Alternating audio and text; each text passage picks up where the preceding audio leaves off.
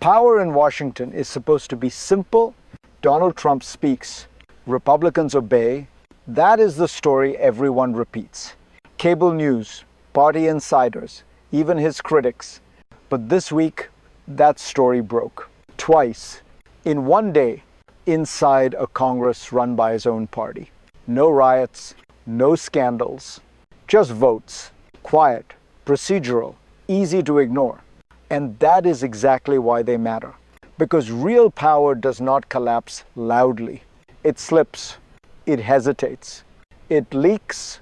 A president who once ruled by fear watched members of his own party walk away, not by accident, by choice. These votes will not change laws overnight. They will not end a presidency. But they expose something far more dangerous for any leader. The moment loyalty becomes optional. If you care about how power actually works, not how it's advertised, stay with me. Subscribe, follow, because this is where the real story begins. To understand why this happened, we must first strip away the illusion of total control. For years, the assumption was absolute control. Donald Trump commands. Republicans comply, not because they always agree, but because defiance has a price. Primary challenges, public humiliation, political extinction, that fear created discipline. And discipline created the illusion of unity. But power built on fear has a weakness. It works until it doesn't. What we saw was not rebellion, it was hesitation, a pause, a calculation. Lawmakers asking a quiet question. What happens if I don't listen? This is not about ideology. It is about survival. When elections approach, loyalty changes shape. Principles reappear. Institutions matter again. The votes this week were narrow, procedural, almost boring. Yet they reveal a shift beneath the surface. A system beginning to resist pressure, not openly, not heroically, but just enough to matter. And once that process starts, it rarely stops on its own. To see why this moment emerged now, we have to step back into history, cycles, and how political control actually erodes. Power in American politics moves in cycles. Strong presidents rise when fear and momentum align. They weaken when time intervenes. Trump's return to power came with urgency. Unfinished battles, old grievances, a belief that speed could replace consent. But Congress is not built for speed. It is built for friction. For decades, lawmakers have guarded one idea above all else: their own survival. History shows this pattern clearly. Early loyalty, late resistance. As elections approach, incentives change. Party unity competes with voter anxiety. Presidential authority collides with local reality. This is not new. What is new is the context. A narrowly divided Congress, an unpopular president, a public exhausted by confrontation. Add foreign conflict, add healthcare costs, add economic uncertainty. And suddenly, symbolic votes become signals. Not to voters, to colleagues. They say the shield is weakening, the center is shifting. What looks like procedure is often preparation. And that is why these moments tend to arrive quietly, just before something larger follows. Because once lawmakers remember they can say no, the next no becomes easier. Then came the first rupture, not overseas, not ideological, domestic, practical, political, healthcare. Quietly, almost mechanically, the House voted to revive Affordable Care Act insurance subsidies, benefits Republicans had allowed to expire on January 1. This was not a Democratic House. It was a Republican one, and yet 17 Republicans crossed the line. Not one, not two, 17. Enough to pass a Democratic discharge petition, enough to force the issue back onto the national stage. No speeches about revolution, no grandstanding, just a vote that said something simple.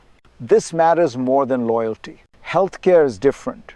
It follows lawmakers home, into town halls, into family kitchens. When premiums rise, ideology disappears. When coverage vanishes, voters remember. That is why this moment mattered. Not for the policy alone, but for the permission it created. If Republicans can break ranks here, they can do it elsewhere. And once defiance looks survivable, it spreads. If you're finding clarity in moments like this is where staying with the analysis matters. Because the next break was louder and far more dangerous for the White House. What connects these moments is not ideology. It is mechanism. Power in Washington is not enforced by belief. It is enforced by incentives. Fear works when the threat is credible.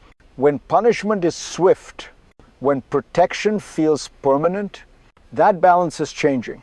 Lawmakers are reading the same numbers, polls, approval ratings, election calendars. They see a president willing to demand loyalty, but less able to guarantee safety. This is how control erodes. Not through speeches, through math. A vote becomes symbolic only after it becomes safe.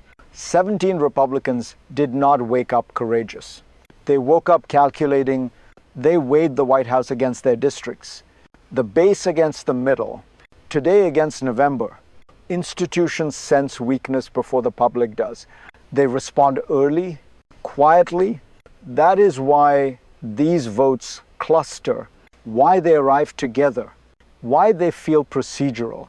This is not rebellion. It is repositioning. And once incentives shift, even strong presidents feel suddenly alone. The next moment would make that isolation impossible to ignore.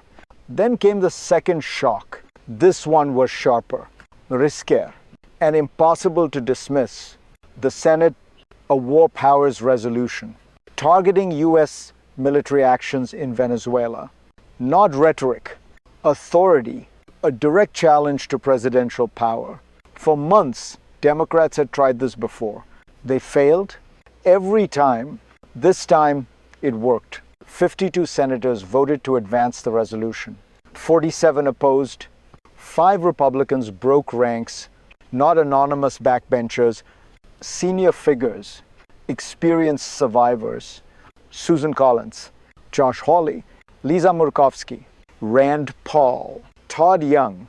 They voted to rein in a president escalating military involvement without clear congressional authorization.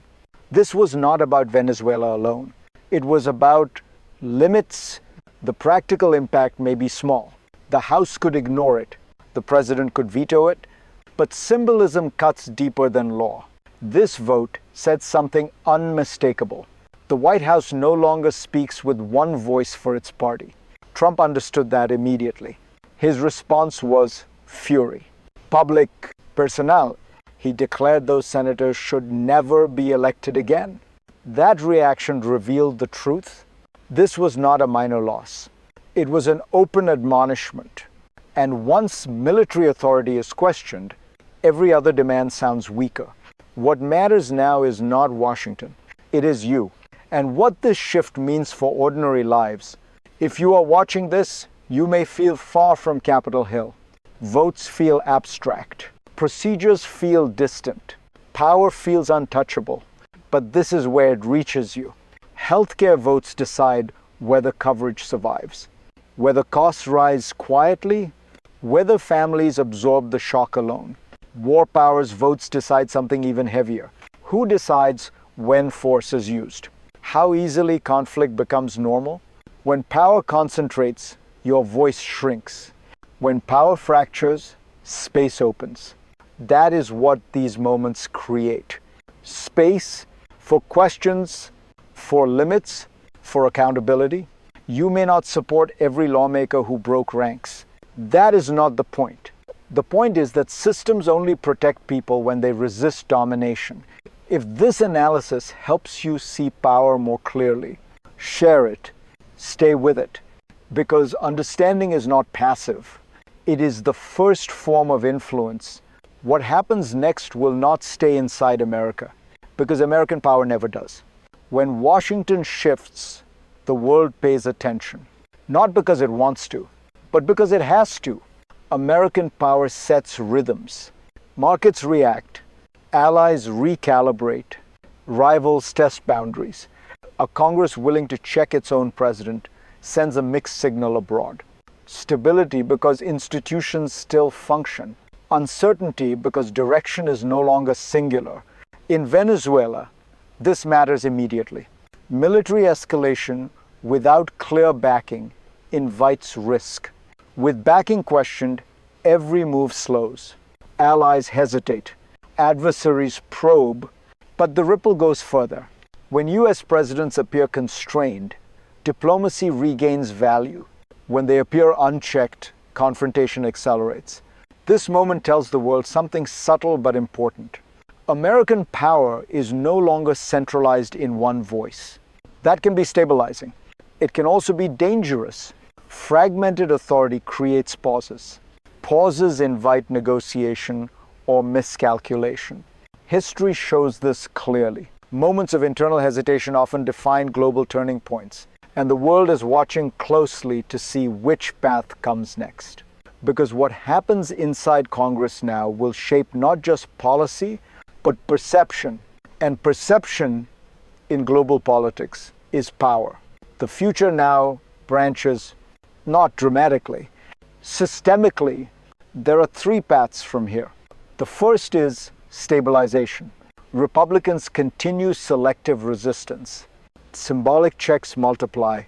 The White House adjusts. Power becomes negotiated again.